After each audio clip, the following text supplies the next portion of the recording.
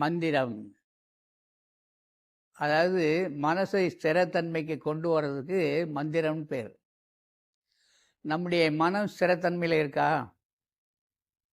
காலையில் ஒன்று சொல்லும்ல, மத்தியானம் ஒன்று சொல்லும். ஏன் காலை மத்தியானம் இரவுலாம் கிடையாது. ஒரு ஒவ்வொரு வினாடிக்கும் நம்ம மனம் மாறிக்கிட்டே இருக்கு.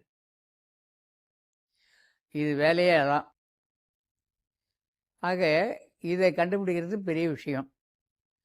மனதை ஸ்திரத்தன்மை அசைவற்ற நிலைக்கு கொண்டு வருவதற்கு ஒரு பயிற்சி. அந்த பயிற்சியை செய்யணும்னு சொன்னால் வள்ளலார் என்ன சொன்னார்? பற்றின்மை அப்படின்னு எழுதுறார். பற்றின்மை. இந்த உலகப் பொருள்கள் மீது பற்று இருக்கின்ற வரைக்கும் நீ அதை பற்ற முடியாது. உலகப் பொருள்கள் மீது பற்று இருக்கும் வரை நீ அந்த பற்றுதலிலிருந்து வெளிவர முடியாது. பற்றுக பற்றற்றான் பற்றினை பற்றுக அப்பற்றை பற்றுக பற்றுவிடற்கு பற்றுக பற்றற்றான். வள்ளலார் சொல்வார், எல்லா பற்றுகளையும் விட்டுவிட்டதால் வந்த லாபம் சொன்னார்.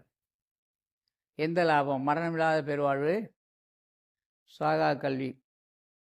எல்லா பற்றுகளையும் விட்டுவிட வேண்டுமா? நீங்களாம் விட்டுட்டு இருப்பீங்கன்னு நினைக்கிறேன்.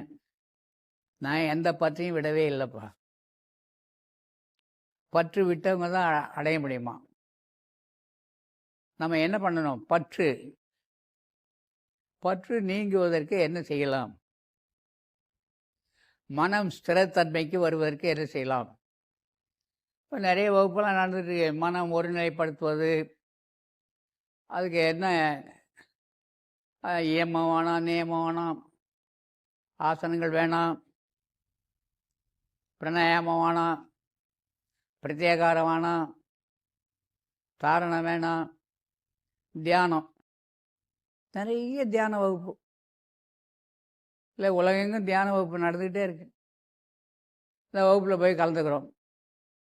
தியானம் கை கூடிச்சா அப்படின்றது அவர்களை கேட்டுக்கொண்ட ஒரு கேள்வியாக இருக்கும்.